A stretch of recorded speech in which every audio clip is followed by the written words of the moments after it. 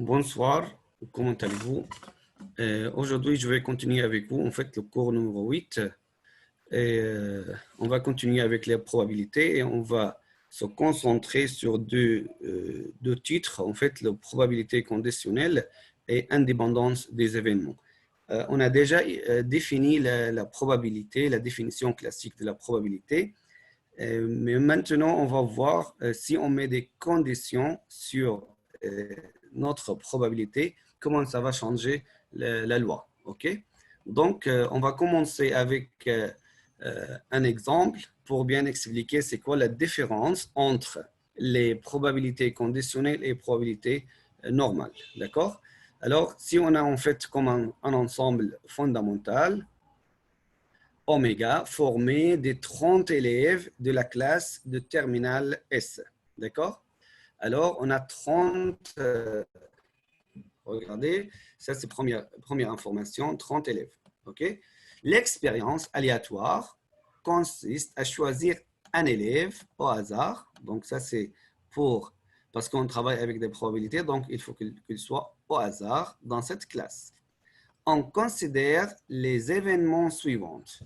Donc on a défini les événements, c'est quoi en fait? Les sous-ensembles de l'ensemble fondamental. Alors, l'événement A, il m'a dit, l'élève choisi fait l'allemand en level V1. D'accord? Alors, si on connaît le A, donc ça c'est en fait le A, on a choisi un élève et on va définir les événements suivants. Le A, on a dit, l'élève choisi fait l'allemand. En fait, en manière logique, le A bar, c'est l'événement contraire, c'est-à-dire le A bar, l'élève choisi ne fait pas l'allemand. D'accord? Dans ces élèves-là, il y en a qui font l'allemand, il y en a qui ne font pas l'allemand. D'accord? Bon, l'événement F, c'est l'élève choisi est une fille. Ça, c'est on a défini les deux événements. Et bien sûr, on peut déduire directement le F bar, c'est l'événement contraire. C'est-à-dire quoi? Le F bar présente quoi? L'élève choisi, c'est un garçon.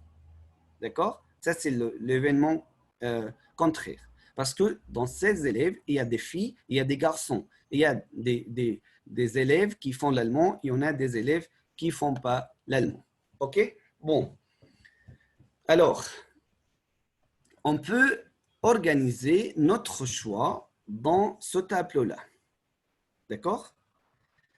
Alors, on a la totalité des élèves, ils sont combien? 30. Donc, il y en a 30 étudiants. Ça, c'est le total. Mais regardez comment on a vu, en fait, dans la classe, il y en a quoi? Qui font l'allemand. Donc, le A, ça, c'est l'événement qui font l'allemand. Les nombres des élèves qui font l'allemand. Il y en a 10 filles, ça c'est des informations déjà données. Il y en a 10 filles qui font l'allemand. Donc, il y en a ici en fait le A bar, c'est les gens qui font pas l'allemand. Et il y en a 4 filles qui font pas l'allemand. Alors, les totalités des filles, ils sont 14. Alors, le 14, c'est-à-dire combien des garçons? Le garçon, c'est 16. Parce que si les filles sont 14, les garçons sont 16. On va regarder de ces 16-là, 7 de garçons qui font l'allemand et 9 de garçons qui ne font pas l'allemand. D'accord? Alors, je répète une fois notre problème. Il m'a dit, notre étudiant ou élève, notre élève, 30 élèves, sont, regardez, ils se présentent comme ça. Elle m'a dit, il y en a parmi ces élèves qui font l'allemand et qui ne font pas l'allemand. Et parmi ces élèves, il y en a des filles et des garçons. Alors, elle m'a dit ici, 10 filles qui font l'allemand et 4 filles qui ne font pas l'allemand. 7 garçons qui font l'allemand et 9 garçons qui ne font pas l'allemand. Alors, la totale pour les élèves qui font l'allemand, soit garçons, soit filles, sont 17. Et qui ne font pas l'allemand, ils sont 13. La totalité des garçons et filles. D'accord? Bon, alors c'est quoi la question maintenant? Il va me poser la question. Il m'a dit, on choisit au hasard un élève, on choisit, pardon. Alors, elle m'a dit, chaque élève a exactement la même chance d'être choisi. Nous sommes donc la situation suivante. Regardez, on a choisi un élève. La probabilité que l'élève choisi fasse l'allemand, ici, on n'a pas précisé si c'est une fille ou garçon. C'est quoi? L'événement 1, c'est, on va trouver en fait, cet élève fait l'allemand. Alors, le A, parce que le A, c'est l'événement que l'étudiant fait l'allemand. C'est quoi en fait les nombres favorables ou bien le cardinal de ces événements? On revient ici, on cherche tous les élèves qui font l'allemand. Combien? Ils sont 17 sur la totalité, le oméga. Alors, 17 sur 30. Jusqu'à là, c'est une probabilité normale. D'accord? La probabilité que l'élève choisi soit une fille, maintenant, une fille, sa deuxième probabilité, une fille est donne par, on revient ici, maintenant on regarde les nombres total des filles. Si cet élève, on a choisi soit qu'il soit une fille. Alors, première chose, on a dit, c'est quoi la probabilité si on choisit un élève, on trouve cet élève fait l'allemand. Alors, c'est 17 sur 30. Maintenant, c'est quoi la probabilité de cet élève qu'on a choisi? C'est une fille. C'est 14 sur 30.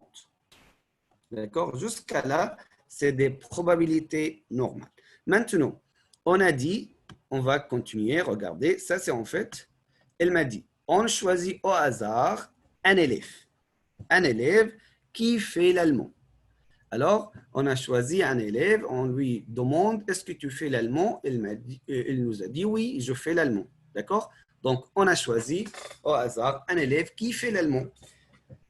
Donc, cet élève qui fait l'allemand, soit une fille, soit un garçon.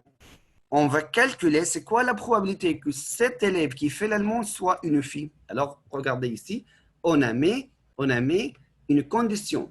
On a choisi la première fois un étudiant qui fait l'allemand. On va savoir c'est quoi la probabilité que ce soit une fille. Alors, il faut vérifier les deux conditions.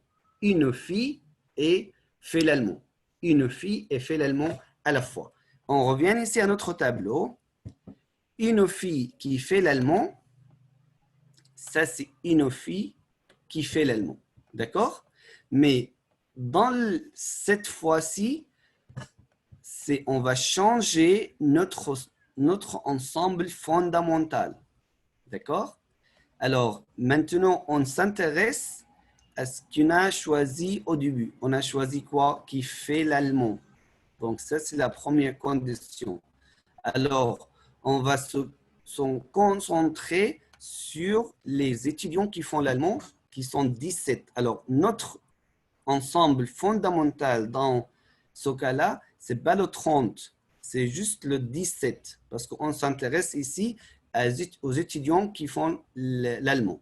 Et après, il m'a dit calculer la probabilité que ce soit une fille. Alors, on prend l'intersection entre les filles et qui fait l'allemand. Ce n'est pas tous les filles qui font l'allemand. Alors, ça, c'est les filles, c'est-à-dire le cas commun entre les filles et les gens qui font l'allemand. Alors, ils sont 10. Alors, on dit comme ça.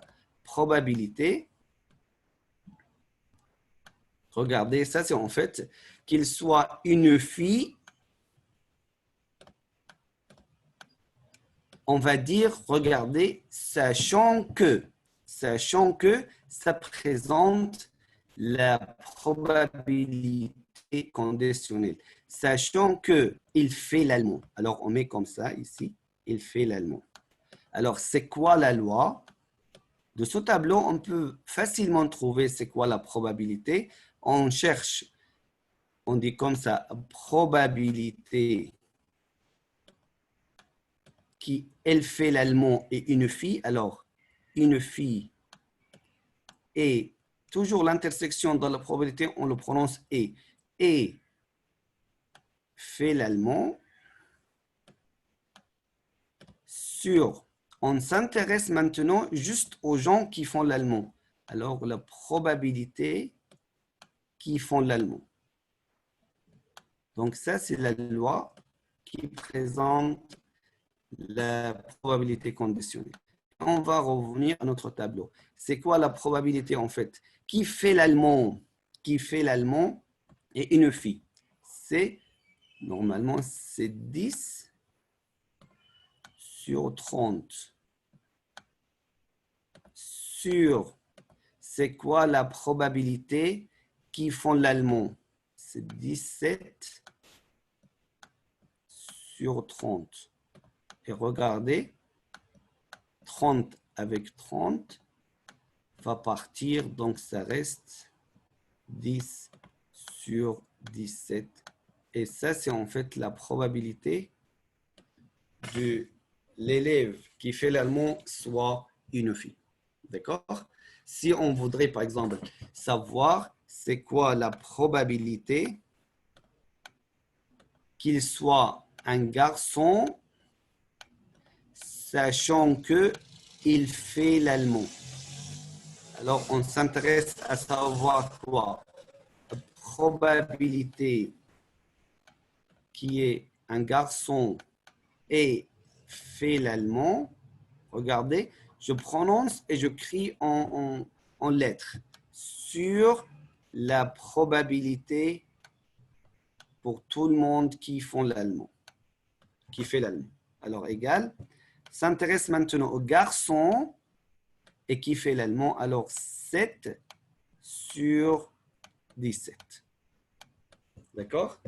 Une autre fois, si je voudrais, par exemple, savoir la probabilité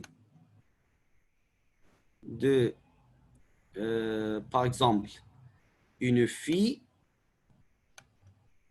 qui ne fait pas l'allemand. Alors, qui ne fait pas l'allemand, probabilité à barre. Égale à quoi, à votre avis? Dis avec moi.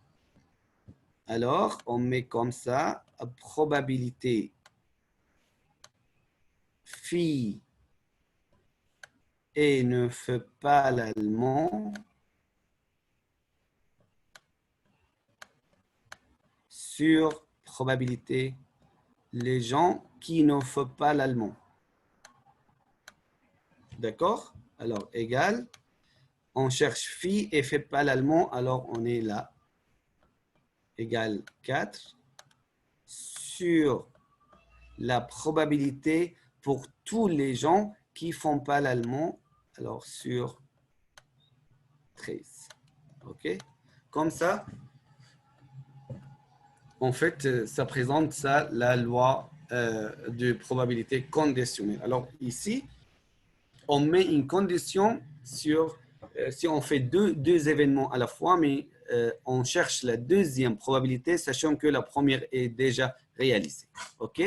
Bon, alors, je vais vous expliquer, ou je refais tout ça, mais en manière claire. Donc maintenant, l'explication, je pense, ça va être très clair pour savoir qu'est-ce que ça veut dire la condition ou la probabilité conditionnelle. OK? Alors, on va voir ici ce que j'ai déjà expliqué. Regardez, une fille qui fait l'allemand, alors la probabilité de 7 élèves fait l'allemand et une fille qui fait l'allemand, alors comme on a dit, c'est 10 sur 17. Et ici, regardez, en fait, celui-là, ça c'est la loi de la probabilité conditionnelle. On peut exprimer la probabilité F sachant que A, la probabilité de F sachant que A est réalisée comme la quotient de probabilité de A intersection F et de probabilité de A. Alors, comme je dis déjà annoncé. OK? Bon.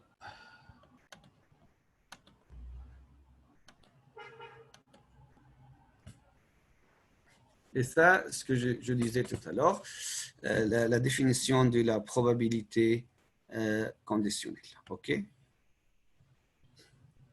Conséquence immédiate. Regardez, donc ça, c'est en fait des règles pour... Il y en a quelques règles que j'ai déjà annoncées dans le premier cours et il y en a ici quelques règles supplémentaires. OK? Donc ça, c'est concernant les conditions ou les événements ou les probabilités conditionnelles. Vous pouvez le lire, mais ça, en fait, on ne va pas beaucoup l'utiliser, mais quand même, il faut les savoir. OK? Dans notre cours, on ne va pas beaucoup s'intéresser à ces résultats, mais quand même, il faut les savoir. Maintenant, en fait,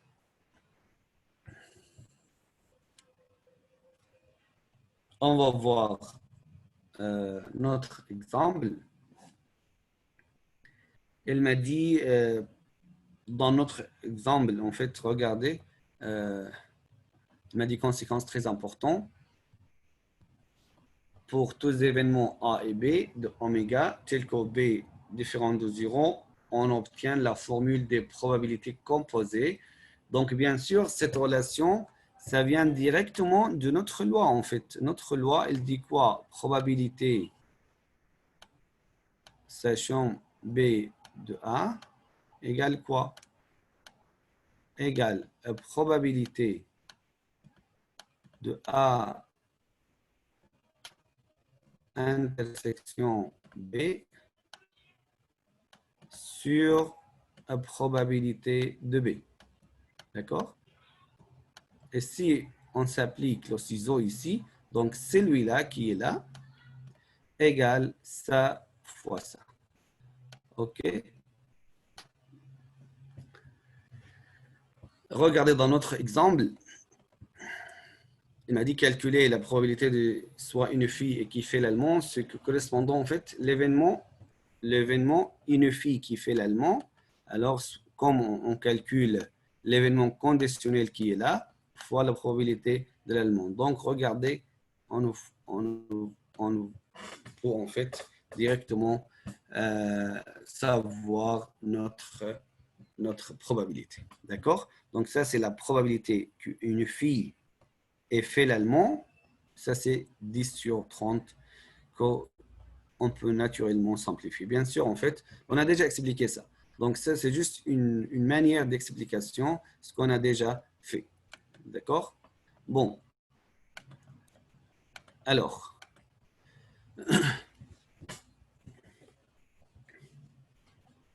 et ça, c'est une autre relation concernant les événements, la réunion des deux événements dans le cas conditionnel.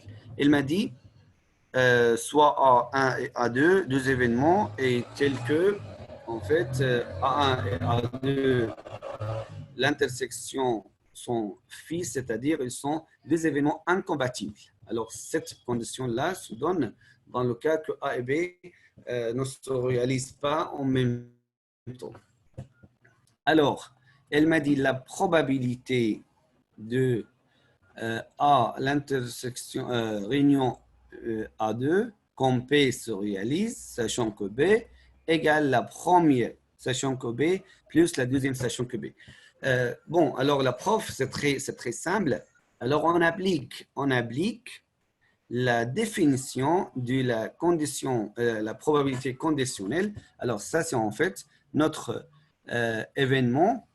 On met comme ça c'est probabilité de l'événement intersection lobée. Ça, on peut faire ici la distribution de la réunion sur l'intersection. Alors, ça donne quoi? A1 intersection B, réunion A2 intersection B, parce qu'en fait, on peut faire ça. C'est en fait, c'est des règles déjà connues.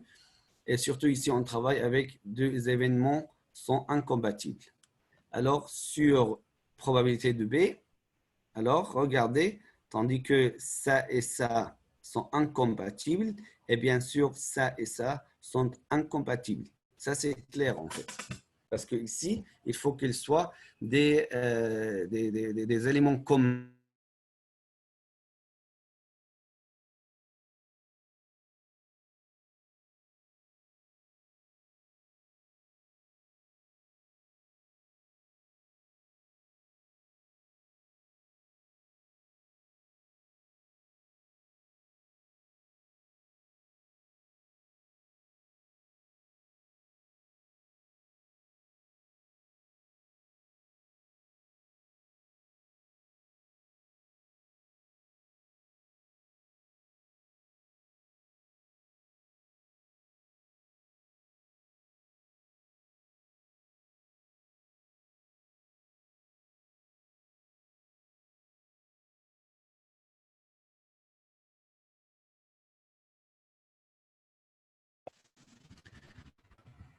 Bon,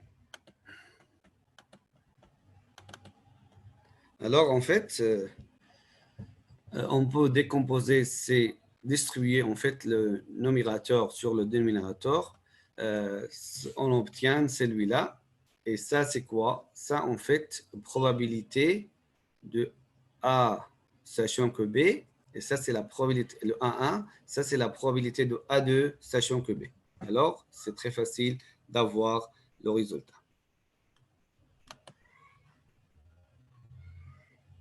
On va prendre un exemple pour savoir en fait comment on peut appliquer la probabilité conditionnelle dans les problèmes. Dans un stockage de lampes, on a 10% de lampes, regardez, sont bleues. Alors 10%, ça c'est probabilité. Le 10%, probabilité. Les lampes sont bleues.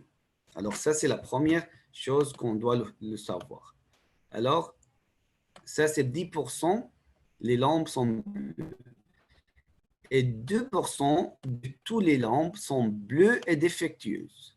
Alors, ça vérifie deux propriétés, bleues et défectueuses. Une lampe a été tirée par hasard. Il m'a dit calculer la probabilité de cette lampe pour qu'elle soit défectueuse, sachant qu'elle est bleue. Alors, regardez, je vais expliquer ce problème-là. On a en fait des stockages de lampes. On a 10% de ces lampes sont bleues et 2% de ces lampes bleues est défectueux. Alors, on va tirer une lampe, d'accord? Ce lampe-là, ce qu'on a tiré, alors le lampe, elle était bleue. On a trouvé, on a vu cette lampe, on a trouvé, c'est quoi en fait? Il est bleu. Alors, ce bleu-là, cette lampe-là, soit il est, ça c'est on l'a vu, donc soit il est bon, soit il est défectueux. OK? Alors, soit il est bleu ou bon, et soit il est défectueuse. Alors, elle m'a dit, c'est quoi la probabilité qu'elle soit défectueuse? OK? Donc, soit il est bon, soit il est défectueux. Mais nous, on s'intéresse, on voudrait savoir la probabilité qu'on trouve cette lampe, elle est bleue. OK? Donc, regardez, on a mis une condition, sachant que ça, c'est le premier événement. Défectueuse, ça, c'est ce qu'on voudrait savoir. OK? Alors, on met comme ça. Si on présente l'OB, c'est l'événement qui présente la lampe bleue, et D dit qui en fait présente la lampe défectueuse. OK? Alors, ce qui est déjà connu, que cette lampe, elle est bleue. Et ce qu'on cherche, la probabilité qu'elle soit défectueuse égale, on a la définition de la probabilité conditionnelle, probabilité qu'elle soit bleue et défectueuse, d'accord, sur la probabilité qui est bleue. Toujours qui est en bas là, on met la probabilité en bas parce que ça, c'est déjà connu. Alors, c'est quoi la probabilité qu'il est bleu et défectueuse? Combien? 2%. Alors, 0,02. Ça, c'est bleu et défectueux sur probabilité qu'il est bleu, c'est 10%. Alors, égale 1 sur 5. OK? Donc, ça, c'est la probabilité que